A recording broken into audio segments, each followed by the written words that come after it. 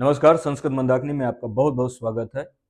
हम लोग लक्ष्य सिद्धांत कौमुदी का अचसंधि प्रकरण पढ़ रहे हैं। अचसंधि प्रकरण में आज संबुद्धो साकल्य श्वेता बनार से एक सूत्र है। यह सूत्र वैकल्पिक प्रगृह संज्ञा का विधान करता है।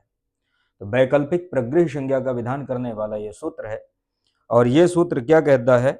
संबुद्धो साकल्य श्वेता बनार से, संबुद्धो साकल्य श्वेता बनार से ये सूत्र है। इस सूत्र में एक पद है संबुद्धौ।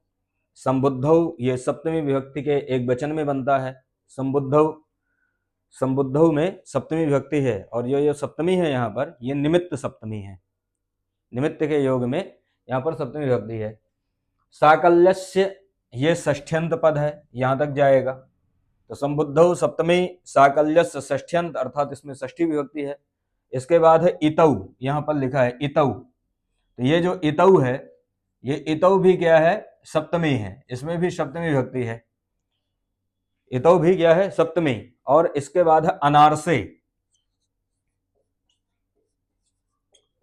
इसके बाद एक शब्द है अनारसे। अनारसे भी क्या है? सप्तमी है। तो इतौ भी सप्तमी, अनारसे भी सप्तमी, साकल्यस्य षष्ठी, संबुद्धौ सप्तमी। इस प्रकार से ये इसका पदच्छेद कर लेना। अनेक पद मिदम सूत्रम, इस सूत्र में अनेक पद हैं। ये वैकल्पिक प्रगृह संज्ञा का विधान करने वाला ये सूत्र है। वैकल्पिक मतलब विकल्प से प्रगृह संज्ञा करता है। ये प्रगृह संज्ञा का भी प्रकरण चल रहा था, कुछ सूत्र आ रहे थे जो प्रगृह संज्ञा कर रहे थे, उसी में विकल्प से प्रगृह संज्ञा होती है। ये जो विकल्प से प्रगृह संज्ञा है, ये आचार्य साकल्य के मत में है, महर्षि पाणिनि के मत में नहीं है। महर्षि पाणिनि विरचित अष्टाध्यायी में जो स्मृत 10 आचार्य हैं, तो उनमें से एक आचार्य हैं साकल्य। महर्षि पाणिनि ने अपनी अष्टाध्यायी में साकल्य ऋषि का स्मरण किया, उनका नाम लिया। तो उसमें ये आचार्य हैं साकल्य ऋषि हैं। इनके मत में महर्षि पाणिनि ऐसा कहना चाहते हैं कि साकल्य के मत में वैकल्पिक प्रगृह संज्ञा होती है। अब वैकल्पिक प्रगृह संज्ञा के लिए क्या नियम है? तो उसके लिए यहां पर लिखा है कि संबुद्धि निमित्तक, संबुद्धि निमित्तक, कि संबुद्धि निमित्तक मतलब संबोधन को निमित्त मान के, संबुद्धि को निमित्त मान के या संबोधन को निमित्त मान के। तो संबुद्धि निमित्तक जो ओकार, संबुद्धि निमित्तक ओकार, ओकार मतलब ओ, ओकार मतलब ओ, तो वो ओ, जो ओ है वो ओ कैसा हो? संबुद्धि निमित्तक हो, अर्थात संबोधन में बना हो। तो संबुद्धि निमित्तक ओकार, उसकी वा का मतलब होता है विकल्प से। वा का मतलब विकल्प से। यह विकल्प इन्हीं के लिए है, साकल्य के लिए। यहाँ पर जो साकल्य है, साकल्य ये जो ऋषि का स्मरण किया, तो ये इसका मतलब ही विकल्प होता है कि साकल्य मतलब विकल्प से, कि ये साकल्य के मत में है, महर्षि पाणिनि के मत में नहीं है। प्रगृह संज्ञा विकल्प से। तो वह मतलब होता है विकल्प से। क्या विकल्प से? तो कहते हैं प्रग्रहियो। प्रग्रहियो मतलब प्रगृह संज्ञा होती है। प्रग्रहियो का मतलब क्या हो जाएगा? प्रगृह संज्ञा होती है। इसके बाद कहते हैं अवैदिक इतौ परे। अवैदिक इतौ परे, प्रग्रहियो अवैदिक इतौ परे। अब ये अवैदिक इतौ परे का मतलब क्या है? तो ये जो अवैदिक इतौ परे यहां पर लिखा, अवैदिक का मतलब होता है जो वैदिक ना हो, जो वेद में प्रयुक्त ना हो। ऐसे इतौ मतलब इत के परे रहने पर। संबुद्धि निमित्तक जो ओकार, उस ओकार को प्रगृह संज्ञा विकल्प से तभी होगी जब अवैदिक इत परे हो, मतलब वैदिक इत परे ना हो। ठीक है? तो अवैदिक इतौ परे। अब ये जो अवैदिक इतौ परे ये जो वृत्ति में लिखा है, उसके लिए सूत्र में अनारसे शब्द आया है। ये जो अनारसे यहां पर है, ये अनारसे का मतलब ही होता है अवैदिक इतौ परे। ना आर्षः अनार्षः ऋषिर्वेदः, ऋषिर्वेदः ना आर्षः अनार्षः। जो आर्ष नहीं, आर्ष मतलब होता है वेद, तो जो आर्ष नहीं हो जाएगा अनार्ष। तस्मिन अनार्षे, उसके सप्तमी बन जाएगा अनार्षे। तो ये सप्तमी विभक्ति में बना है। तो ना आर्षः अनार्षः तस्मिन अनार्षे, इस प्रकार से यहाँ पर इसका नए तत्पुरुष समास करना है। ना आर्षः, तो आर्ष मतलब होता वेद, जो वेद नहीं है, वेद में जो प्रयुक्त नहीं है, ठीक है, तो वो हो जाएगा अनार्ष। तो यहाँ पर ना आर्षः अनार्षः तस्मिन अनार्षे में, यहाँ पर ना आर्षः में यहाँ पर तत्र भवः से यहाँ पर अण प्रत्यय होता है, जहां तक मुझे स्मरण आ रहा है। ठीक है? तो इस प्रकार तो ये अनारसे का मतलब ही होता है, अनारसे मतलब जो आर्स में ना हो, आर्स मतलब जो वेद में ना हो, ऐसे इत के परे रहने पर। तो उसके लिए वृत्ति में अवैदिक इतौ परे इस प्रकार लिखा। ठीक है? तो संबुद्धि निमित्तक ओकार के परे रहने, संबुद्धि निमित्तक ओकार को विकल्प से प्रगृह संज्ञा होती है, समुद्धि निमित्तक ओकार की विकल्प से प्रगृह संज्ञा होती है अवैदिक इत के परे रहने पर। ये इस प्रकार से इसका अर्थ करना। अवैदिक का मतलब समझ ही गए कि वो जो इत है वो वेद में प्रयुक्त न है, मतलब वैदिक का न हो, वेद का न हो, मतलब लौकिक हो। उदाहरण क्या है? उदाहरण है इसका विष्णु इति।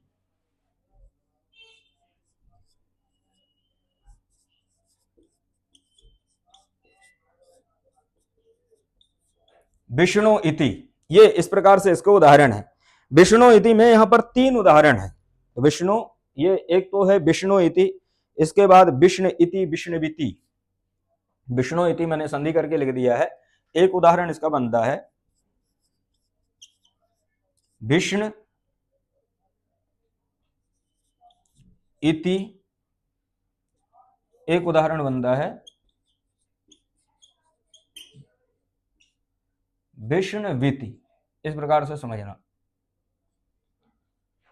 विष्णु इति ये जो उदाहरण है ये इसी प्रकार से ये प्रगृह संज्ञा वाला उदाहरण है।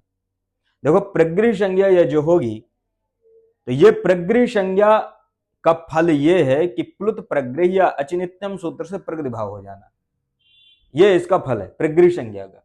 जब प्रकृति भाव होगा तो उसी प्रकार एक उदाहरण बना रहेगा विष्णु इति। तो विष्णु इति में होता क्या है कि यहां पर विष्णु इति में विष्णुधन इति, इस प्रकार से इसका जब संधि विग्रह करते हैं विष्णुधन इति में, इति इस प्रकार जब संधि विग्रह करते हैं तो यहां पर होता क्या है कि संबुद्धौ साकल्यस्येता बनार से ये सूत्र यहां पर लगता है, ये सूत्र यहां पर घटता है। लेकिन उसके पहले यदि देखा जाए तो एचो एवा यावह, ये जो सूत्र है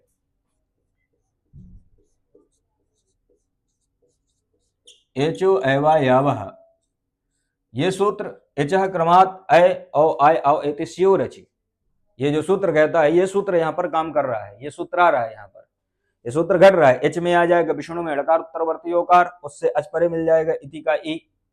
ठीक है, ये सूत्र यहां पर ओ को औ आदेश कर रहा है, इसी को बाध करके इस सूत्र ने क्या कर दिया, प्रकृति भाव कर दिया। तो इसने क्या है, प्रगृह संज्ञा कर दिया। तो इसने क्या कहा कि संबुद्धि निमित्तक ओकार, इसकी शर्त है कि संबुद्धि निमित्तक ओकार हो। तो यहां पर जो विष्णु में जो ड़ा में जो ओ है, ड़ा में जो ओ है ये क्या है, संबुद्धि निमित्तक है। संबुद्धि निमित्तक ऐसे है कि स्थिति जो रहती है विष्णु, इस प्रकार से पद रहता है, विष्णु शब्द है। अब विष्णु शब्द से ह्रस्वस्य गुण, एक सूत्र है, एक सूत्र है ह्रस्वस्य गुण।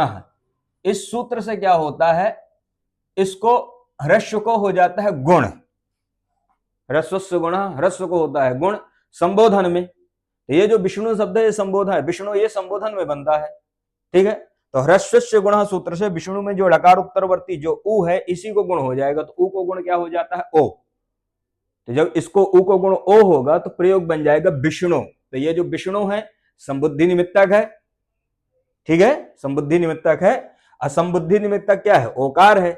इसको विकल्प से हो जाएगी प्रगृह संज्ञा, विकल्प से क्या हो जाएगी इसकी, प्रगृह संज्ञा। अवैदिक इत के परे रहने पर, तो ये जो इति है ये वेद में प्रयुक्त नहीं है, ये वेद की इति नहीं है बल्कि लौकिक इति है। सूत्र पूरी तरह से घटेगा।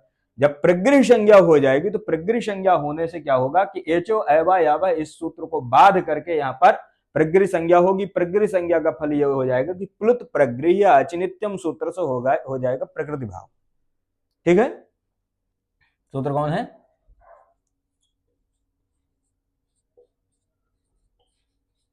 प्लुत प्रगृह्य अचिनित्यम सूत्र से क्या हो जाएगा, प्रकृति भाव। जब प्रकृति भाव हो जाएगा तो प्रयोग इसी प्रकार बना रहेगा विष्णु इति, प्रयोग इसी प्रकार रहेगा विष्णु इति। ठीक है, अब चूंकि ये जो सूत्र है ये साकल्य के मत में प्रगृह संज्ञा करता है, पाणिनि के मत में नहीं करता। अब जब एक बार ये प्रगृह संज्ञा, चूंकि ये विकल्प से करता है, अब एक बार नहीं करेगा, जब एक बार प्रगृह संज्ञा नहीं करेगा तो यहां पर आ जाएगा एचो अयवा यावा, ये सूत्र आ जाएगा।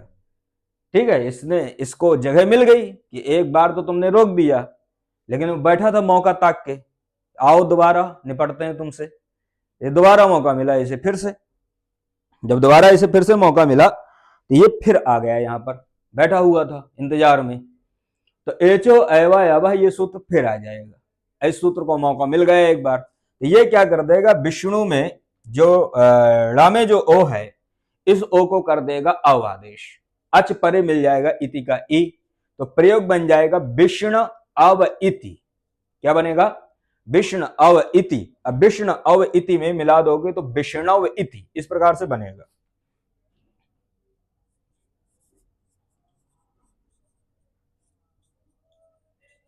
विष्णव इति, ठीक है।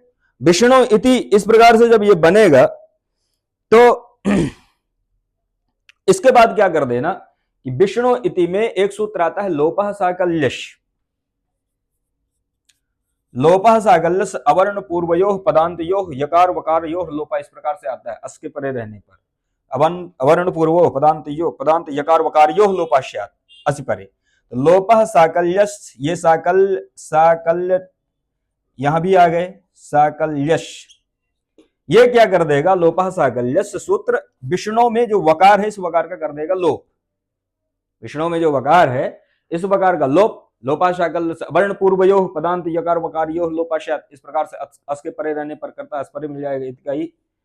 तो विष्णु में वकार का कर देगा लोपः साकल्यश लोप, जब लोप कर देगा तो प्रयोग बनेगा विष्णु इति। ये हो गया दूसरा प्रयोग, पहला ये हो गया, दूसरा हो गया विष्णु इति। विष्णु इति जब ऐसा बनेगा तो विष्णु इति ऐसा बनने पर एक सूत्र आ जाएगा आद्गुणः। आद्गुणः सूत्र ये भी बैठा था, मौका पाए, ठीक है, इसने भी क्या पाया, मौका, इसको भी मिली यहां पर जगह। आद्गुणः सूत्र कहता है कि अवर्ण से अचपरे रहने पर पूर्व और पर के स्थान पर गुण एकादेश होता है। अवर्ण मिल जाएगा विष्णु में लकार उत्तरवर्ती यकार, उससे अचपरे मिल जाएगा इति का ई, ये आ जाएगा आद्गुण। ये क्या करने लगेगा, यहां पर गुण एकादेश करने लगेगा। लेकिन यदि गुण एकादेश होगा तो समस्या खड़ी हो जाएगी। समस्या ये कि प्रयोग अनिष्ट बनने लगेगा, जो बनना नहीं चाहिए। लेकिन इसको मना कैसे करें, तो इसको मना किए पूर्वत्र सिद्धम इस सूत्र से, ठीक है। मतलब ये क्या हुआ कि इसको मना, डायरेक्ट तो मना कर नहीं सकते, लेकिन इसको रोकना पड़ेगा इसके कार्य को, तो उसके लिए एक सूत्र आता है पूर्वत्र सिद्धम। पूर्वत्र सिद्धम सूत्र कहता है सपाद सप्ताध्यायम प्रति त्रिपाद्य सिद्धा त्रिपाद्यम अपि पूर्वम प्रति परम शास्त्रम असिद्धम। पूर्वत्र सिद्धम सपाद सप्ताध्यायम प्रति त्रिपाद्य सिद्ध, सपाद सप्ताध्यायों के प्रति त्रिपादी सिद्ध होते हैं, अत्रिपादियों में भी पूर्व त्रिपादी के प्रति पर त्रिपादी सिद्ध होता है। तो ये जो आद्गुण सूत्र है, ये सूत्र 6187, इसका जो क्रमांक है आद्गुण का 6187 87 है, मतलब छठे अध्याय के पहले पाद का 87 नंबर सूत्र है ये। इसका मतलब क्या हुआ, 6187 लिखने से या ये क्रमांक से, इससे यह पता चला कि ये जो सूत्र है आद्गुण, ये सूत्र क्या है, शपादी है। ये क्या है, सपादी है। अब ये जो आद्गुण सूत्र है ये सपादी है। लोपः साकल्यस्य से इस सूत्र ने वकार का किया था लोप। लोपः साकल्यस्य से ये जो सूत्र है, इस सूत्र ने किया था वकार का लोप। मतलब यहां पर विष्णु में एचो एवयावा से जो वकार हुआ था, ओ को औ हुआ था, उसका इसने कर दिया था लोप। इसके लोप करने से ही आद्गुण सूत्र प्रवृत्त होने लगा था। अब ये सपादी है, तो अब ये देखना है कि ये जो लोपः साकल्यस्य का जो कार्य था वकार का लोप, ये क्या है, ये सपादी है कि त्रिपादी है। तो जब आप इसे देखेंगे तो लोपः साकल्यस्य ये जो सूत्र है, ये सूत्र आता है त्रिपादी में 8 3 19। लोपः साकल्यस्य की जो संख्या है 8 3 19, मतलब 8वें अध्याय के तीसरे पाद का 19वां नंबर सूत्र ये है, ठीक है। इससे क्या पता चला कि ये त्रिपादी है। लोपः साकल्यस्य क्या है, ये त्रिपादी है। आद्गुण क्या है, ये सपादी है। पूर्वत्र सिद्धम इस सूत्र के नियम से सपादियों के प्रति त्रिपादी असिद्ध होते हैं। मतलब सपादी की दृष्टि में यदि त्रिपादी ने कोई काम किया है तो वो उसे दिखेगा ही नहीं, ये मानेगा ही नहीं। ये कह दिया भाई मैं तो मानूंगा ही नहीं, मैं मानूंगा ही नहीं, तू कितना भी कुछ कर ले। ठीक है, आदगुणा ने कह दिया, तो लोपः साकल्यस्य से जो वकार का लोप हुआ था ये मान ही नहीं रहा, तो वो वकार का लोप इससे होगा ही नहीं। इसने जो वकार का लोप किया था, ये वकार का लोप आदगुणा मान ही नहीं रहा, ये कह रहा मैं मानूंगा ही नहीं। तो जब नहीं मानेगा तो आदगुणा सूत्र को वकार यहां पर दिखने लगेगा। वकार का लोप ये मानेगा नहीं, लोपाशाकल्यस्य से जब वकार का लोप नहीं मानेगा तो इसको आदगुणा को यहां पर वकार दिखने लगेगा, मतलब वा दिखने लगेगा। और जब वा दिखने लगेगा तो फिर क्या होगा, ये गुण नहीं कर पाएगा, क्योंकि इसकी जो शर्तें हैं अवर्ण से अच परे रहते हैं वो शर्त यहां पर पूरी नहीं होंगी, वकार का व्यवधान आ गया, वह दिखने लगा बीच में। तो चौधरी तो बन रहे थे लेकिन अपने ही पैरों पे कुल्हाड़ी मार ली है ये।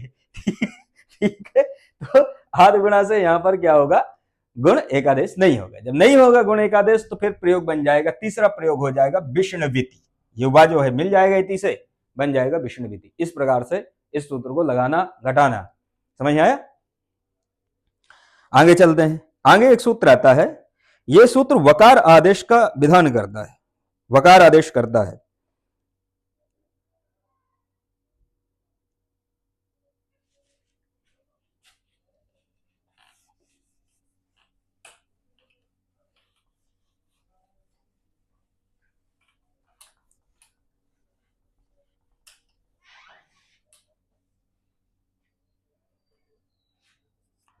सूत्र है मैं उयो वोवा।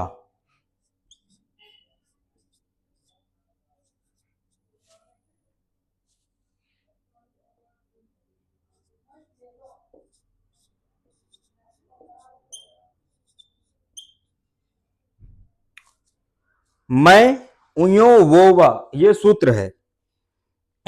ये सूत्र क्या करता है, वकार आदेश, मतलब वकार आदेश करने वाला ये सूत्र है। तो वकार आदेश विधायकम विधि सूत्रम, वकार आदेश करने वाला ये सूत्र है।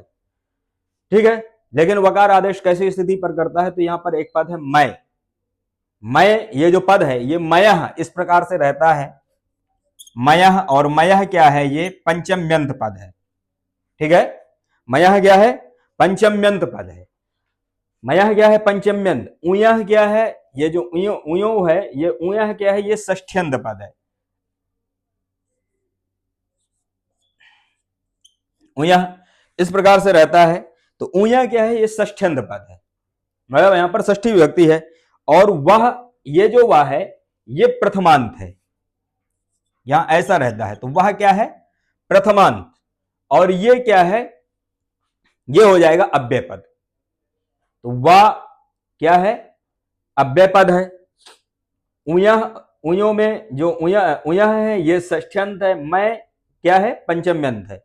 मैं इसलिए आपको बता रहा हूं, अभी इसको ये पंचम्यंत षष्ठ्यंत प्रथमांत ये जो मैं कह रहा हूं इससे मैं अर्थ घटा दूंगा आपको दिखा के। मैं पंचम्यंत है। अब मैं क्या है, प्रत्याहार, ये जो मैं है ये प्रत्याहार है, यमगणनम के मकार से लेकर कपय के यकार तक जाएगा। तो इससे क्या पता चला कि मैं प्रत्याहार से परे। अब मैं प्रत्याहार से परे ये अर्थ क्यों किया मैंने, क्योंकि ये पंचमी में बनता है।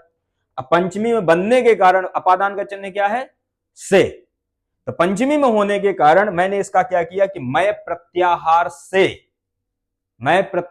से परे, मैं मतलब उसमें मकार हो। ठीक है, जो उदाहरण आएगा लगभग वहां पर मकार दिखेगा। तो मैं प्रत्याहार से परे। इसके बाद क्या कहते हैं कि उयः का मतलब होता है उय के स्थान पर, तो ये षष्ठी है, तो उयः का मतलब होता है कि उय के स्थान पर उय में भी क्या ले लेना, उकार, उय में भी क्या ले लेना, उकार।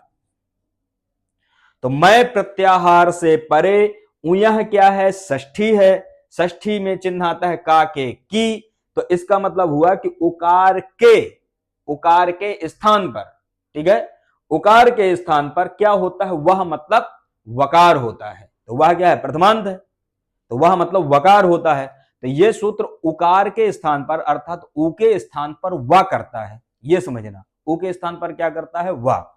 तो यहां पर ये जो उ के स्थान पर वा करता है वो क्या करता है, वा मतलब होता है विकल्प से, तो ये जो दूसरा हुआ है इसका मतलब हो जाएगा विकल्प से। इसका मतलब हुआ कि एक बार ये मैं प्रत्याहार से परे उकार के स्थान पर वकार आदेश नहीं करेगा।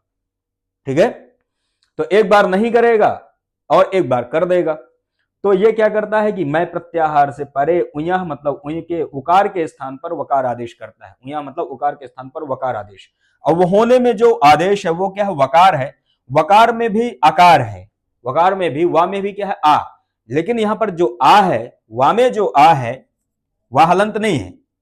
ठीक है, वह हलंत नहीं है बल्कि ये पूरा है। लेकिन जो आदेश में होगा वह वो जो प्रयोग बनेगा उसमें वह हलंत है। तो वो आकार किस लिए है, तो आकार है उच्चारणार्थक है, वो केवल उच्चारण के लिए प्रयोग किया गया है। इसका उदाहरण बनता है किम बुक्तम किम उक्तम।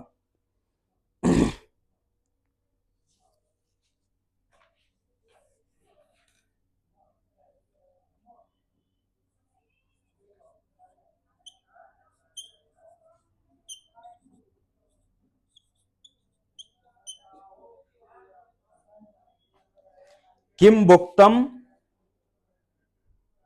किम उक्तम।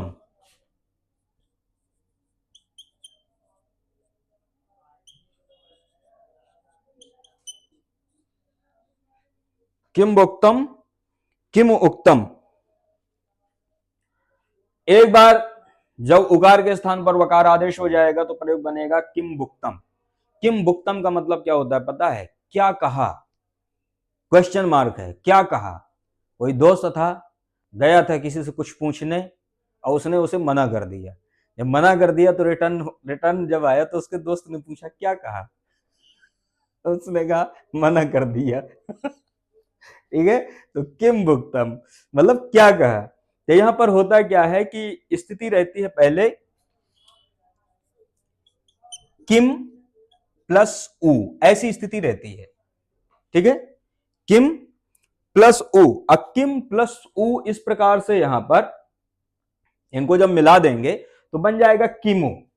ये जो यहां पर लिखा किम प्लस उ बन जाएगा किमु। अब यहां पर पहले इसको घटा लेना कि देखो मैं उयो वो वा सूत्र क्या कहता है कि मैं परस उयो वो वा अची। इसकी वृत्ति देख लेना, मैं उयो वो वा से, मैंने तो सूत्र से घटा दिया था। इसकी वृत्ति में लिखा है मयः परस अर्थात तो मैं से परे उय के उकार के स्थान पर वो मतलब वकार होता है। वा का मतलब होता है विकल्प से। अची मतलब अच परे रहने पर। तो एक चीज ये भी ध्यान रखना कि ये अच परे रहने पर कार्य करता है, मतलब बाद में अच प्रत्याहार भी हो। तो यहां पर किम उ ऐसी स्थिति रहती है। तो यहां पर देखो किम में क्या है, मां है। किम में क्या है, मां है। अब मैं से परे ये अर्थ आ ही जाएगा, मैं से परे जो उकार तो उकार ये यहां पर है। ठीक है, एक साथ इनको मिला दोगे तो ये हो जाएगा। तो किम में क्या है, मां, मां से परे क्या है, उ। ठीक है, किम में क्या है, मां, और मां से परे उ। तो किम का जो मां है वो मैं प्रत्याहार में आ जाएगा। उससे परे क्या है, उ। इसी उ के स्थान पर क्या होता है, वा। अच परे मिल जाएगा उक्तम का उकार। अच परे कौन मिल जाएगा, उक्तम का उकार। बात समझ में आ गई। अच परे मिल जाएगा उक्तम का उकार। तो क्या करता है ये सूत्र, उकार के स्थान पर कर देगा वा।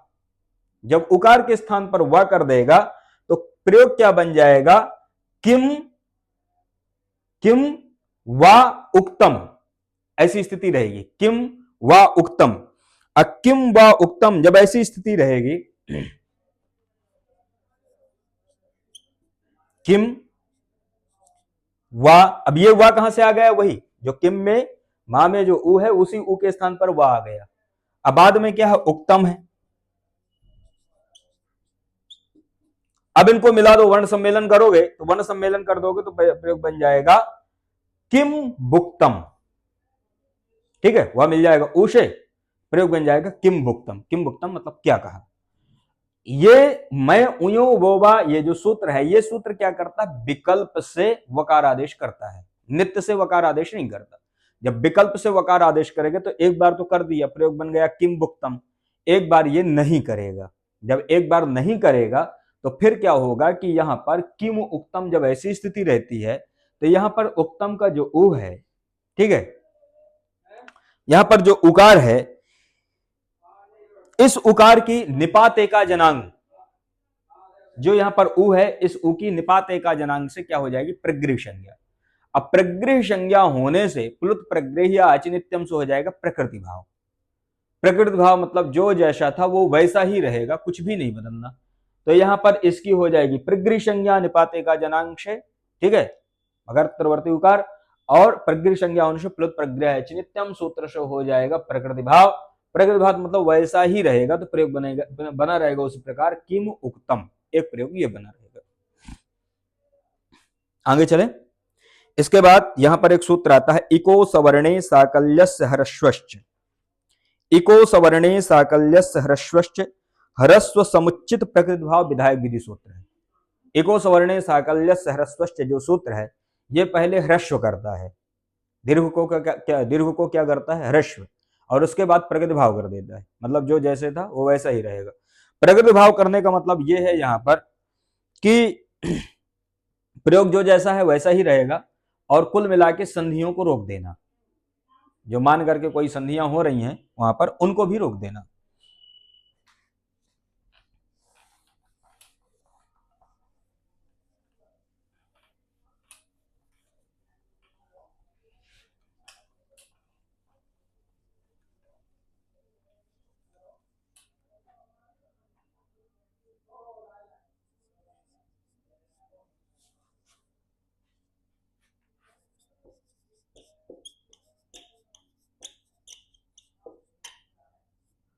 इको सवर्णे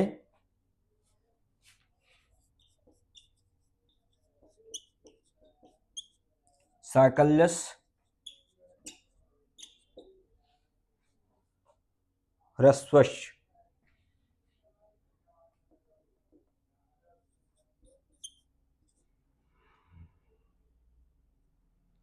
इको सवर्णे साकल्यस्य ह्रस्वश्च, ये सूत्र है। इको सवर्णे साकल्यस्य ह्रस्वश्च, ये सूत्र कहता है पदांता इको ह्रस्व व स्यूरसवर्णेचि, स्यूरश्वेणेचि, पदांता इको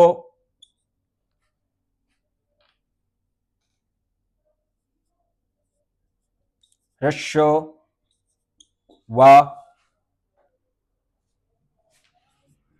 स्युः असवर्णेचि, रस वर्णेचि, ठीक है।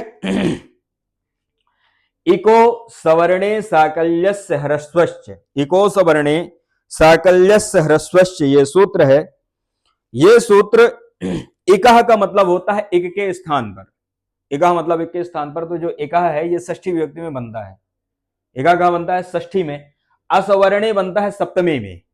असवर्णे कहां बनता है, सप्तमी में। असवर्णे का जो समास बनेगा, ना सवर्ण असवर्ण, जहां सवर्ण ना हो, जो सवर्ण ना हो, तो असवर्ण बनता है सप्तमी में, ना सवर्ण असवर्ण तस्मिन असवर्णे, इस प्रकार से इसका समास बनेगा, नए समास होगा। तो ना सवर्ण असवर्ण तस्मिन असवर्णे। साकल्यस्य ये षष्ठी है, मतलब ये इसका मतलब हुआ कि साकल्य ऋषि के मत में ये भी है। साकल्य मतलब साकल्य ऋषि के मत में ये भी है, ये जो कार्य यहां पर होता है। और क्या होता है, ह्रस्वश्च प्रथमांत है। ह्रस्वश्च क्या है, प्रथमांत, मतलब ह्रस्व होता है, ठीक है। तो ये सूत्र क्या करता है, मुख्य रूप से ह्रस्व समुचित प्रकृति भाव, पहले ह्रस्व करता है, उसके बाद क्या कर देता है, प्रकृति भाव करता है। तो ह्रस्व समुचित प्रकृति भाव इसको कहते हैं। तो ये जो सूत्र है, ये सूत्र कहता है पदांता इको, पदांता इको, पदांता का मतलब होता है पदांत, पद का अंत हो। ये जो पदांता है यहाँ पर वृत्ति सूत्र में तो कहीं भी पदांत नहीं है, लेकिन यहाँ पर पदांत वृत्ति में लिखा है। ये पदांत आता है एंगा पदांतादति सूत्र से, पदांत की अनुवृत्ति होती है व्यक्ति विपरिणाम करके। तो पदांता, पदांत क्या हो, एक हो, पदांत क्या हो, एक हो। एक का मतलब होता है प्रत्याहार, एक का मतलब प्रत्याहार, वो जो एक हो वो क्या हो, पदांत हो, पद के अंत में हो। एक मतलब प्रत्याहार, एक प्रत्याहार में ई उ री लृ ये चार वर्ण आएंगे। तो पदांता इको, और उसी इको को क्या होता है, ह्रस्व। पदांत में जो इक है ई उ री लृ, उन्हीं इक को ये सूत्र ह्रस्व करता है। वा का मतलब होता है विकल्प से, वा मतलब विकल्प से, स्युः मतलब होता है।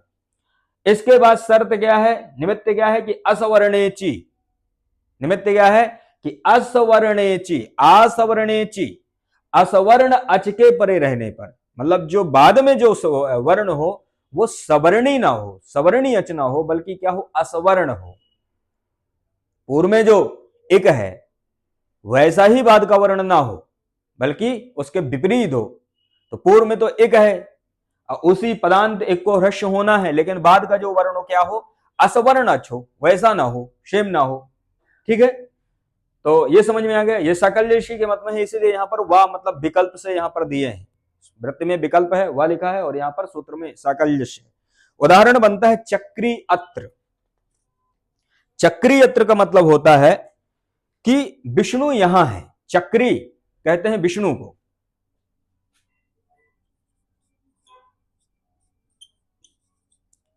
चक्री धन अत्र, अत्र मतलब यहां, यहां चक्री हैं, चक्री मतलब विष्णु, चक्र अस्ति अस्मिन् वा, चक्र जिनके पास है, चक्र जिनके पास है उसको कहते हैं चक्री। ऐसे चक्रधारी कौन है, विष्णु भगवान श्री कृष्ण। तो चक्री अत्र मतलब यहां पर है। अब देखो चक्री अत्र जब ऐसा विग्रह करते हैं तो चक्री अत्र में इको सवर्णे साकल्यस्य ह्रस्वश्च ये सूत्र आएगा। ये सूत्र क्या कहता है कि पदांता इको ह्रस्व हुआ, पदांत एक को ह्रस्व होता है। पदांत एक कौन हो जाएगा, चक्री में ककार उत्तरवर्ती ईकार।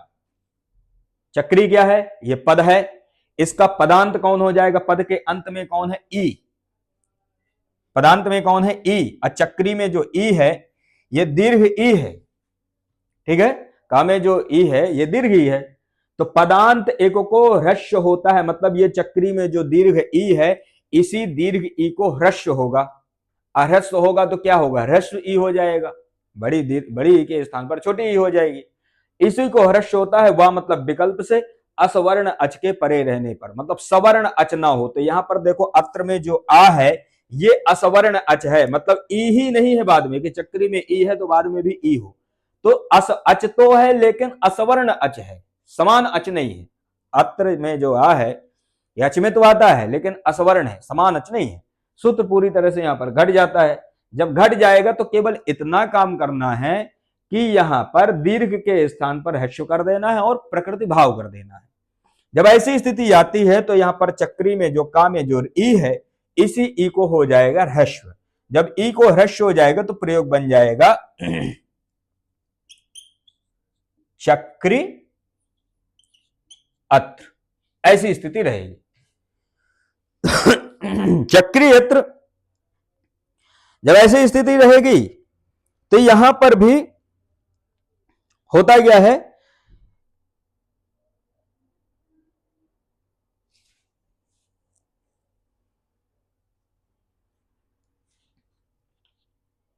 हाँ यहां पर होता क्या है कि चक्री यंत्र में एक तरह से देखा जाए तो यहां पर इको यणच जो सूत्र है, इका स्थानीय यण साथ अच परे रहते, एक के स्थान पर यण होता है, इका स्थानीय यण साथ अचे, ठीक है, संहितायाम विषय, एक के स्थान पर यण होता अच के परे रहने पर। यद्यपि ये कार्य होने के पहले ही यहां पर चक्री यत में इको यण से यण की प्राप्ति है, वो सूत्र यहां पर यण करता है, लेकिन उस सूत्र को रोक करके, इको यणच को रोक करके यहां पर क्या होता है, ह्रस्व कार्य हो जाता है। बात समझ में आ रही, ह्रस्व हो जाता है और प्रगति भाव हो जाता है। तो यहां पर एक वृत्ति लिखी है कि ह्रस्व विधान सामर्थ्यान न स्वर संधि। अब यहां पर देखो पहले ही इको यण से यण की प्राप्ति है, लेकिन उसको बाध करके ये सूत्र जो है यहां पर ह्रस्व कर देता है, प्रगति भाव कर देता है। प्रकृति भाव होने पर भी चक्री अत्र ऐसी स्थिति में भी पुनः इको यण सूत्र आ जाता है, उसको फर्क नहीं पड़ता, वो कहता है देखो चाहे तुम दीर्घ हो चाहे ह्रस्व हो, मेरी क्षमता है कि मैं यहां पर काम कर लूंगा। तो दीर्घ में रोके तो वो ह्रस्व में जब ये कर दिए, ये प्रयोग जो तो ह्रस्व जब बना दिए तो फिर वो पहुंच गया अपना लठ लेकर के कि अभी भी मैं यहां पर काम कर सकता हूं। तो अब उसको रोके कैसे, पहुंच तो गए हैं। तो फिर यहां पर एक बात कहते हैं कि ह्रस्व विधान सामर्थ्यान ना स्वर संधि। कि देख भाई ऐसी बात है कि हमने जो ह्रस्व किया है, इसने कहा इगो सवर्णे साकल्यस्य ह्रस्वश्च ने, भाई देख ऐसी बात है कि हमने जो ह्रस्व किया है तो ह्रस्व विधान सामर्थ्यात, ह्रस्व विधान के सामर्थ्य से ही ना स्वर संधि अर्थात कोई भी यहां पर संधि नहीं होगी, कोई स्वर संधि नहीं होगी। तो ये हाथ जोड़ के इस सूत्र ने मना किया एको यणच को कि दादा अब मत काम मत करो, ठीक है, क्योंकि मैंने जो किया है वो सोच के ही किया है, तब जाके ये माने एको यणच ने, ठीक है यदि कहते हो। तो हालांकि फिर क्या हुआ कि इसके बाद यहां पर एक बार ये काम कर देगा चक्रीय इको यणची, तो दोबारा क्या होगा कि वैकल्पिक, अच्छा चूंकि ये काम इसलिए करेगा इको यणची, पूर्व में तो ये रोक देगा चक्रीयत्र, ऐसी स्थिति में तो इको यणच को ये रोक दिया इको सवर्णे साकल्य ह्रस्वश्च ने, लेकिन बाद में जब चक्रीयत्र ऐसा बनेगा तो चूंकि ये सूत्र क्या करता है विकल्प से ह्रस्व करता है, तो एक बार ये काम नहीं करेगा, जब एक बार काम नहीं करेगा तो चक्रीयत्र में इको यणच सूत्र लग जाएगा, मानेगा नहीं, कहेगा काम किए बिना तो मैं मानूंगा नहीं, तो वो एक बार काम कर देगा, काम कर देगा तो प्रयोग बन जाएगा चक्रियत्र, ठीक है, एक बार क्या होगा चक्रियत्र, इस प्रकार से एक प्रयोग बन जाएगा चक्रियत्र चक्रियत्र। यहां पर कहते हैं पदांता इति किम, अर्थात आप ये जो कह रहे हो कि पदांत इक्को ह्रस्व होता है असवर्ण अच के परे रहने पर, तो पदांत की क्या आवश्यकता है, पदांत का ग्रहण आप क्यों कर रहे हो, पदांत को आप छोड़ो, आप ये कहो कि इक्को ह्रस्व होता है असवर्ण अच के परे रहने पर विकल्प से, कहते हैं कि देखो यदि यहां पर पदांत का ग्रहण नहीं करेंगे, पदांत की अनुवृत्ति नहीं करेंगे, तो ये सूत्र पदांत अपदांत दोनों जगह कार्य करेगा, दोनों जगह पे ये क्या करेगा ह्रस्व करेगा, जब दोनों जगह पे ये ह्रस्व करेगा तो पदांत में तो कोई समस्या नहीं, लेकिन अपदांत में समस्या हो जाएगी। अपदांत में समस्या यह होगी कि प्रयोग बनता है गौरीय,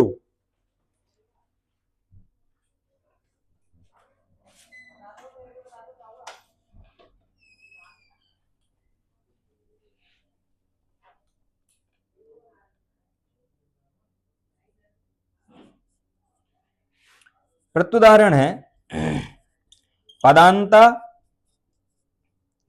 इति किम, अर्थात पदांत कहने की क्या आवश्यकता है, उदाहरण बनता है गौरीय,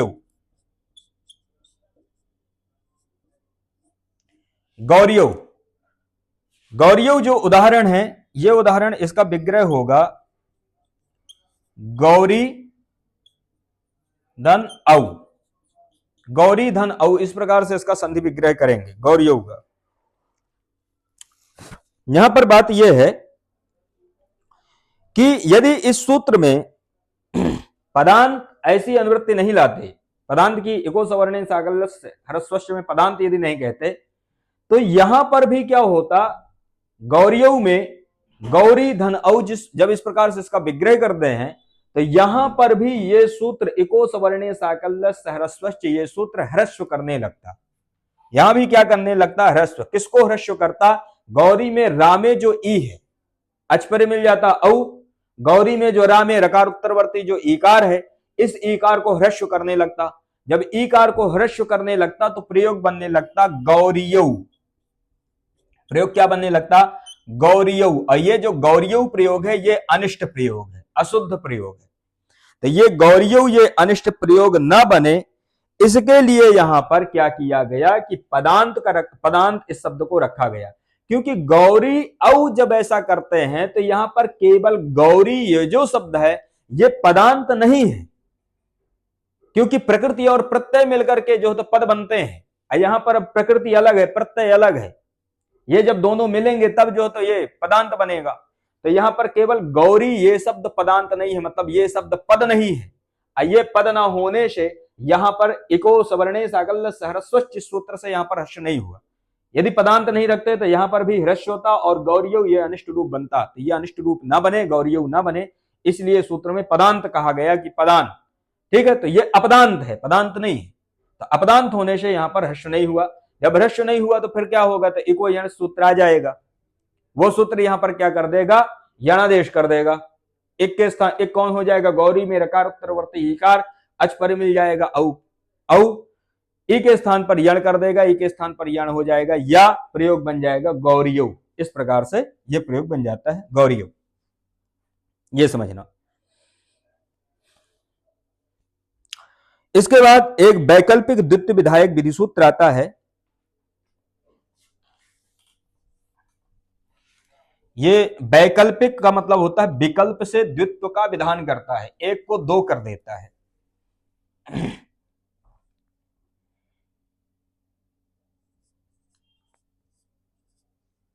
अचोरहाभ्याम द्वे,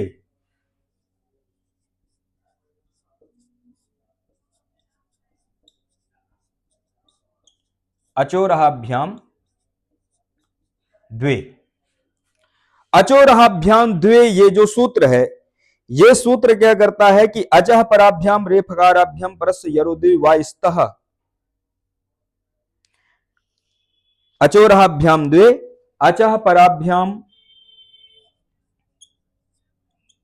अचह पराभ्याम रेफ हकाराभ्याम, अचह पराभ्याम रेफ हकाराभ्याम परस्य,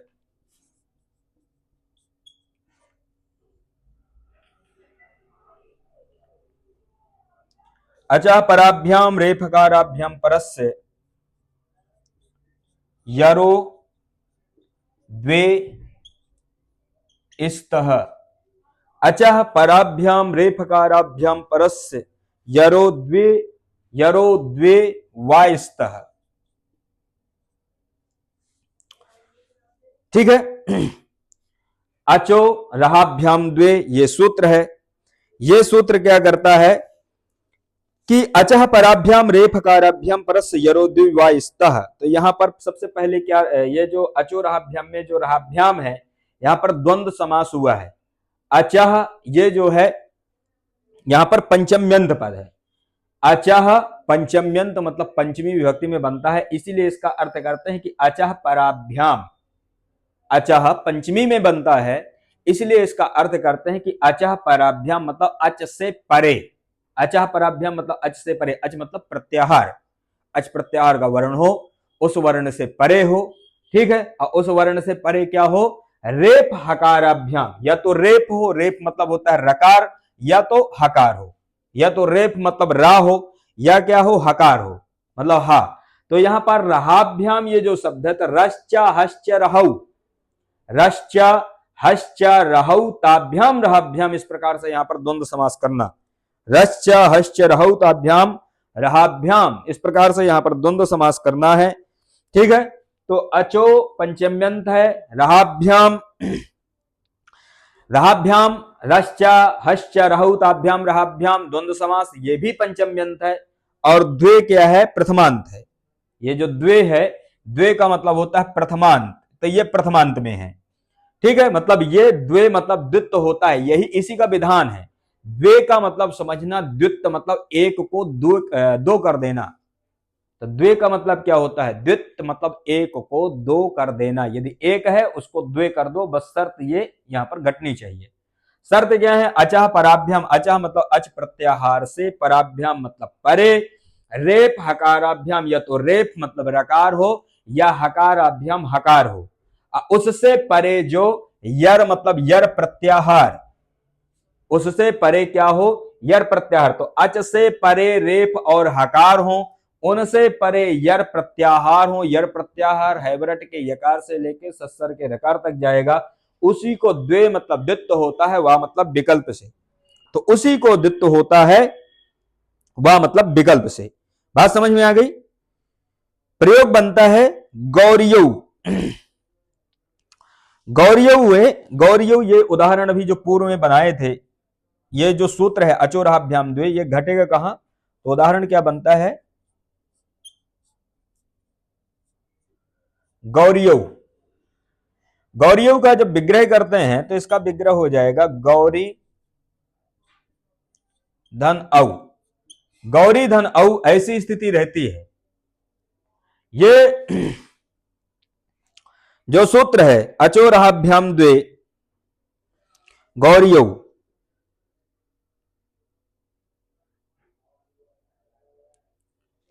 गौरियौ ये जो उदाहरण है, इसका जब विग्रह करते हैं गौरी धन औ, गौरी धन औ ऐसी स्थिति पर यहां पर एक सूत्र आता है इको यणचि,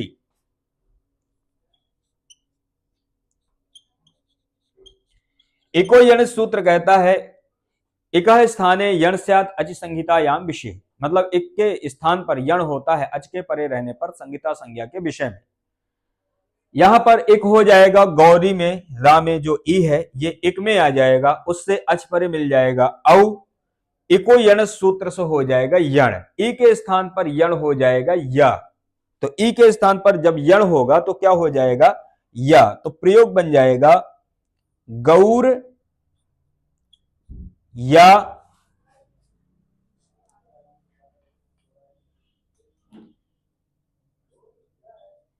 औ, गौर या औ ऐसी स्थिति रहती है। गौर या औ ऐसी स्थिति में अचह अचोरहाभ्याम द्वे ये सूत्र आ जाएगा। ये सूत्र कहता है अचह पराभ्याम रे फकाराभ्याम परस यरोदे वायस्तः। अचह पराभ्याम मतलब अच से परे, अच से परे या तो रेप हो या हकार हो। अच हो जाएगा गा में जो औ है, अच हो जाएगा गा में जो औ है, उससे परे क्या है रेप मतलब रकार है, उससे भी परे यर प्रत्याहार में सीधे या ही है। ठीक है, तो अच से अच परे कौन हो जाएगा गौ में जो औ, उससे परे रेप यहां पर है गौर में जो रा, उससे परे कौन यर प्रत्याहार का या, उसको क्या हो जाएगा द्वे मतलब द्वित्व हो जाएगा। तो इस या को ही द्वित्व हो जाएगा, मतलब एक या के स्थान पर दो या हो जाएंगे, एक या के स्थान पर क्या हो जाएंगे दो या। तो गौर या औ, इनको जब मिला दोगे तो प्रयोग बन जाएगा गौरियौ, इनको मिला दोगे तो प्रयोग क्या बन जाएगा गौरियौ। केवल ये इस इतने के लिए ये काम करता है। अब देखो सूत्र है, सूत्र है उसका काम है करना, जहां भी उसको जगह मिलेगी वो तो अपना काम करेगा ही, काम तो निपटाएगा ही। हालांकि ये जो गौरियौ है इस प्रकार से जो बना है दो यकार का, इसी प्रकार से आर्या जो शब्द है, आर्य शब्द जो है, आर शब्द भी में ये सूत्र घट जाएगा, आर्य से आर्या। तो हालांकि जो लोक में प्रचलित है तो सीधे आर्या ही लिखते हैं, दो यकार वाला आर्या या आर्य शब्द का प्रयोग नहीं होता, बल्कि एक यकार का ही होता है, क्योंकि उतना ज्यादा इनका प्रयोग नहीं होता, जो लिखते हैं वो एक ही लिखते हैं। ठीक है, इसी प्रकार से जैसे आर्य कर्म, कर्म आर्य आर्य, इस प्रकार से जो उदाहरण बनते हैं ये समझ गए। यहां पर एक वार्तिक आता है ना समासे, यहां पर एक वार्तिक है कि ना समासे, मतलब आप ये जो ना समासे ये जो वार्तिक है, ये वार्तिक क्या है कि इको सवर्णी साकल्य सहरस्वश्च, वो जो सूत्र हम लोगों ने पढ़ा था उस सूत्र से संबंधित है, मतलब हर्ष समुचित जो प्रगति भाव हुआ था।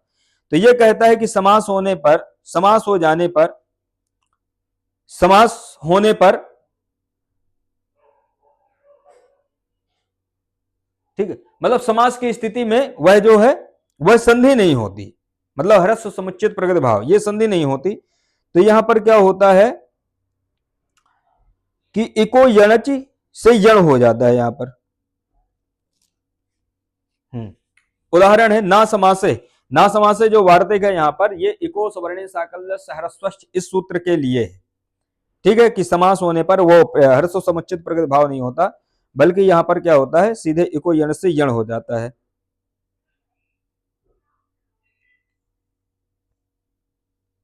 एक बार थोड़ा सा इसे मैं देख लूं।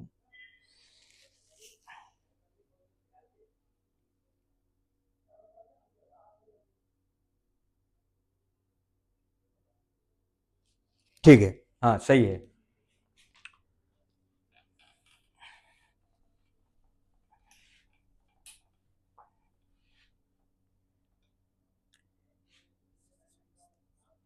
वार्तिक है ना समासे, ना समासे ये जो वार्तिक है, ये वार्तिक इको सवर्णे साकल्य सहरस्वश्च जो सूत्र हम लोगों ने पढ़ा था, इस सूत्र को इको सवर्णे साकल्य सहरस्वश्च, ये सूत्र हर्ष समुचित प्रगति भाव का विधान करता है, जिससे चक्रियत चक्रियत इस प्रकार से रूप बने थे। ये इसी सूत्र को ये ना समासे वार्तिक रोक देता है। ये कहता है कि समास में हर्ष समुचित प्रगति भाव नहीं होता, समास में क्या होता है हर्ष समुचित प्रगति भाव नहीं होता। जब हर्ष समुचित प्रगति भाव नहीं होगा तो एक और सूत्र आ जाता है और प्रयोग बना देता है वाप्यस्व। तो उदाहरण बनता है इसका ना समासे का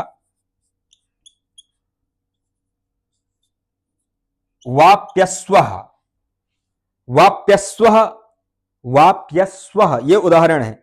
वाप्यस्व में यहां पर इसका जो संधि विग्रह बनेगा वापी धन अश्वः। वापी वापश्वः का संधि विग्रह क्या बनेगा? वापी धन अश्वः। वापी धन अश्वः इसका मतलब होता है, वापी का मतलब होता है तालाब, तालाब में स्थित घोड़ा, अश्व मतलब घोड़ा। यहां पर वाप्यस्वः ये जो उदाहरण बनता है, यहां पर समास होता है वाप्याम अश्वः वाप्यस्वः। वाप्याम अश्वः वाप्यस्वः, तो वाप्याम अश्वः ये लौकिक विग्रह है, और वापी गी अश्वसु ये अलौकिक विग्रह है। तो वाप्याम अश्वः इति लौकिक विग्रह, वापी गी अश्वसु ये अलौकिक विग्रह हो जाएगा। तो इस प्रकार यहां पर क्या है कि ये समास है, यहां पर समास करते हैं वाप्यस्व में। तो ये जो समास होने पर वापी अश्वः ऐसी स्थिति रहती है, वाप्याम अश्वः वाप्यस्वः वापी गी अश्वसु, इस प्रकार से अलौकिक विग्रह होगा। अलौकिक विग्रह होने से यहां पर सुपो धातु प्रातिपदिक सूत्र से विभक्ति का हो जाएगा लुक। जब विभक्ति का लुक होगा तो प्रयोग बनेगा वापी अश्वः, ऐसी स्थिति रहती है। ऐसी स्थिति पर ही इको सवर्णे साकल्य ह्रस्वश्च ये सूत्र आता है।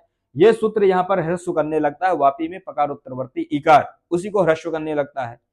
तब जब ये ह्रस्व करने पहुंचेगा तो ये वार्तिक आ जाएगा, ना समास है। महर्षि कात्यायन जी पहुंच जाएंगे, ये क्या कह देंगे कि समास होने पर यह सूत्र काम नहीं करेगा, हर्ष समुचित प्रगतिभाव नहीं होगा। समास यहां पर हुआ ही है, समास हुआ है तो यहां पर क्या हो जाएगा कि ह्रस्व समुचित प्रगतिभाव नहीं होगा। जब ह्रस्व समुचित प्रगतिभाव नहीं होगा तो इको यानी सूत्र पहुंच जाएगा, बैठे ही था ताक के, वो पहुंच जाएगा और वो क्या कर देगा, यहां पर यण कर देगा। जब यण कर देगा तो वापी में पकार उत्तरवर्ती ई है, अच पर मिल जाएगा अश्वा का आ, इसी के स्थान पर ई के स्थान पर यण में या आ जाएगा, प्रयोग बन जाएगा वाप्यश्व। इस प्रकार से इसको घटाना। एक लास्ट का अच संधि का एक अंतिम सूत्र है लक्ष्य सिद्धांत कौमुदी के अनुसार, ह्रस्व समुचित प्रगतिभाव ये सूत्र भी करता है। ये सूत्र कहता है ऋत्यकः सूत्र है, ऋति परे पदांता अकः।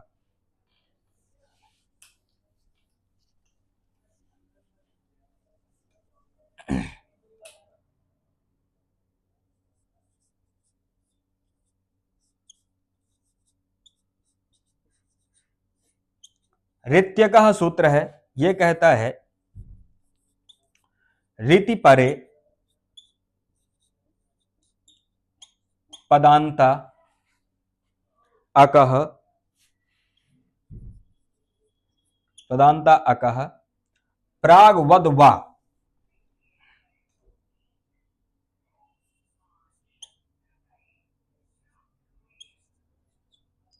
प्रागवत वा।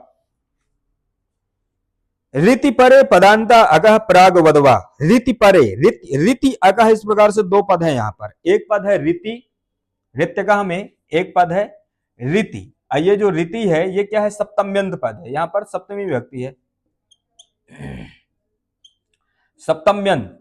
तो ऋति में क्या है, सप्तम्यंत पद है, ऋति सप्तम्यंत में बनता है।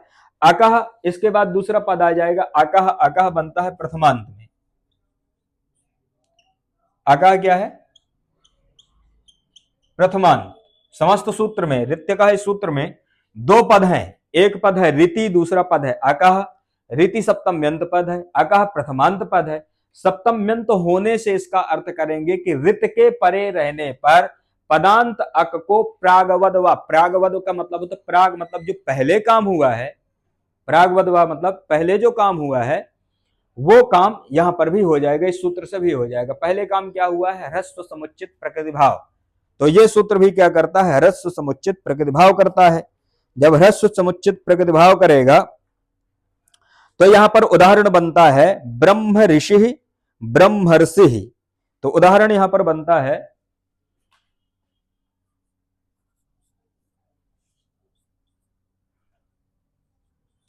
ब्रह्म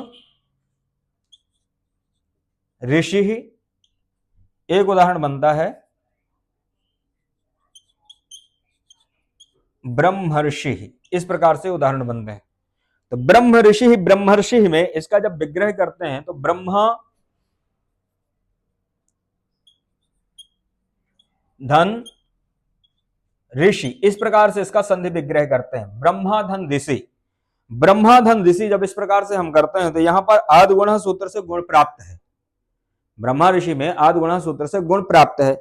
अब गुण प्राप्त होने पर उसे बाध करके ऋत्यकः सूत्र लग जाता है, गुण को बाधता है। ऋत्यकः, रीति परे है ऋषि का रीकार, तो पदांत अक कौन हो जाएगा? ब्रह्मा में हकार उत्तरवर्ती याकार, उसको प्रागवत, प्रागवत मतलब पूर्व के समान जो ह्रस्व समुच्चित प्रगतिभाव हुआ है वही यहां पर हो जाएगा। पहले ह्रस्व हो जाएगा फिर इसके बाद प्रगतिभाव हो जाएगा।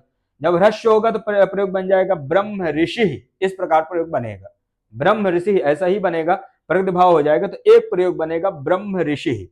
अब चूंकि ये सूत्र क्या करता है? प्रागवदवा का मतलब वा मतलब विकल्प से ये काम करता है, ये भी याद रखना। ये सूत्र विकल्प से काम करता है, एक बार काम नहीं करेगा। जब एक बार ये ह्रस्व समुच्चित प्रगतिभाव नहीं करेगा ऋत्य कहा तो आद गुणा फिर पहुंच जाएगा, और वो फिर पहुंचेगा तो क्या कर देगा? री के स्थान पर यहां पर गुण कर देगा, अर गुण कर देगा। ऋषि में जो री है उसके स्थान पर, री के स्थान पर गुण होगा तो क्या होता है? अर होता है। तो ब्रह्म अर्षि मिला दोगे, वर्ण सम्मेलन कर दोगे तो प्रयोग बन जाएगा ब्रह्मर्षि। इस प्रकार से ये उदाहरण बनता है। यहां पर एक कहते हैं प्रत्युदाहरण आता है कि पदांता किम, तो पदांता किम आर्छत, तो आर्छत में आरिच्छत, इस प्रकार से यहां पर आर्छत तो आरिच्छत, पदांता किम आर्छत, तो ये क्या है? प्रत्युदाहरण है। आर्छत में आधन